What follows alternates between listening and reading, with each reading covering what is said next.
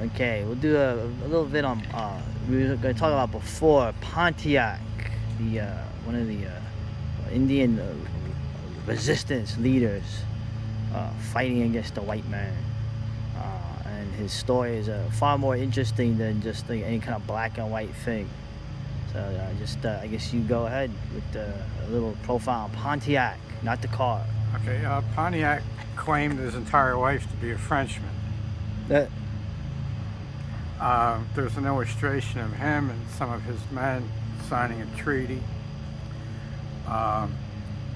in which him and his men, it's a period illustration of somebody that was there, him and his men look like skinheads from Liverpool in the 1980s, Yeah. and the British guys just look like sissy, wicked British guys. Yeah.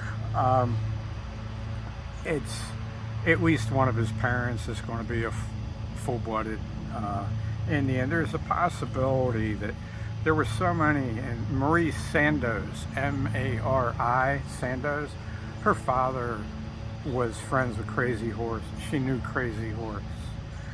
This is a woman that lived in the 1800s and wrote in the 1900s. She did a book called The Beaver Men, which she points out that certain French agents for the fur companies, for the French crown, they were a chief in a dozen tribes. Right. And they'd have a wife in every tribe. Nice. They were like a guest of honor. So, maybe some similar ancestry is why Pontiac claimed to be a Frenchman. I think the main reason why he made that claim was because he was super loyal to the French king, and he refused to believe that the French surrendered to the English. Oh, that's cool. Okay? Right. And then when finally some French friends of his tell him, yeah, my boss actually surrendered. Right. The Now you're French-Indian English. War is over. Yeah. So this bothered him a lot. And he was convinced that if he fought, that somehow the French would be able to come back, because he was still surrounded mostly by French people. Right. And he thought that they would be loyal to their own king and rise up if he fought. And there was a problem with the way English ran things. The French just left the Indians alone. They were their friends. The English tried to make the tribal people abide by English laws. There was a man and a woman. I think they were Ottawa. I think they were people of Pontiac's tribes. Right, the Ottawa. But I'm not sure. Maybe only one of them was in Ottawa. Okay? I mean, and that guy was an interesting character. So the man and the woman kill their master. They're slaves in Detroit. They kill the master, and then they both get sentenced to death. The man breaks his leg irons and escapes. They Nice. hang the woman. Oh.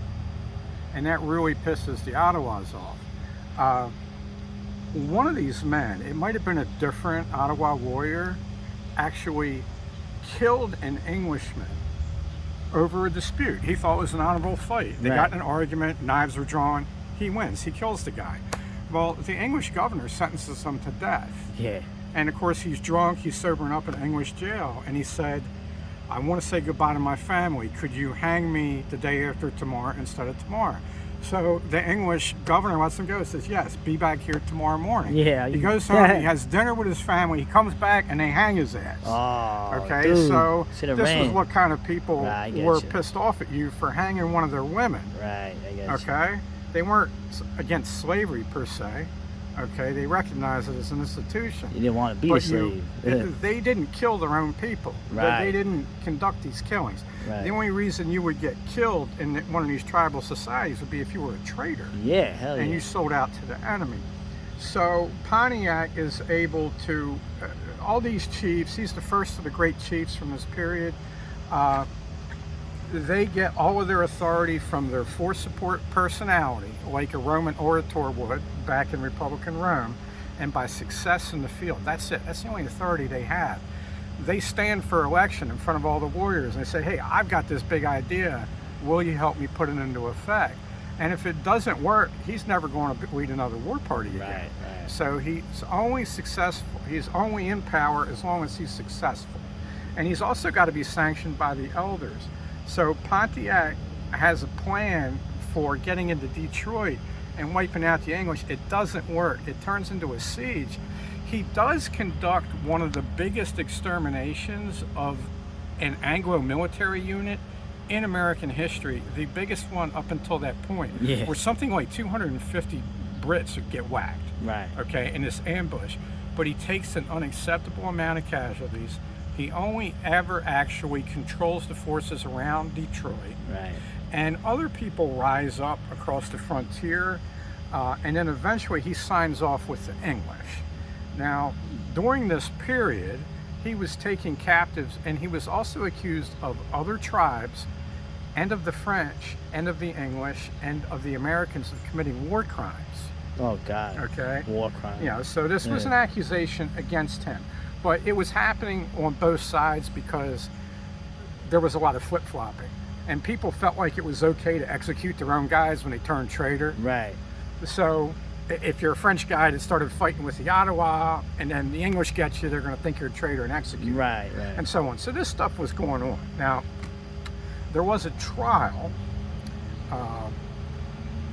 of Pontiac after the war that was called Pontiac's Rebellion by the English. So the English are telling you, when they call it Pontiac's Rebellion, that the Indians had been subjugated and enslaved, because they called it a rebellion or a revolt from their perspective.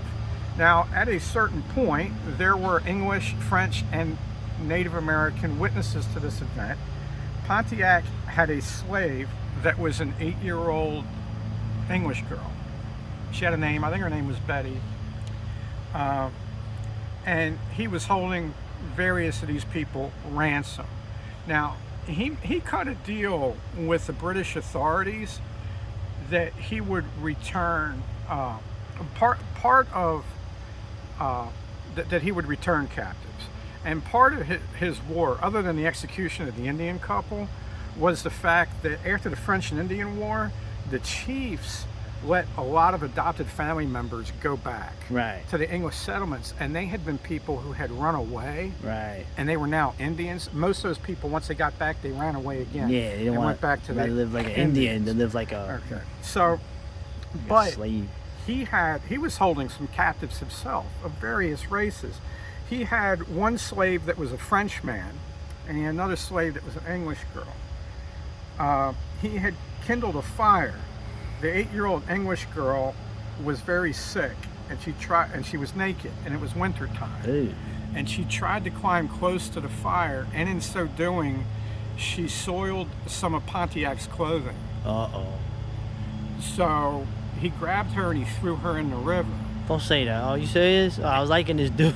And then he ordered his French manslave to kill her. And the Frenchman went and killed her.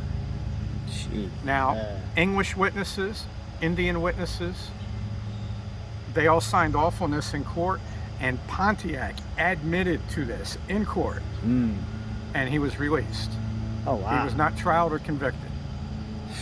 Okay, so, and then after this, he declares himself an Englishman and the master of all the Indians between the mountains and the Mississippi. Oh, hell no. Well, these other Indians didn't care a whole lot for that. He even had his men beat, I think, a Peoria Indian. Okay, and at this point, he's reduced to like 5 followers.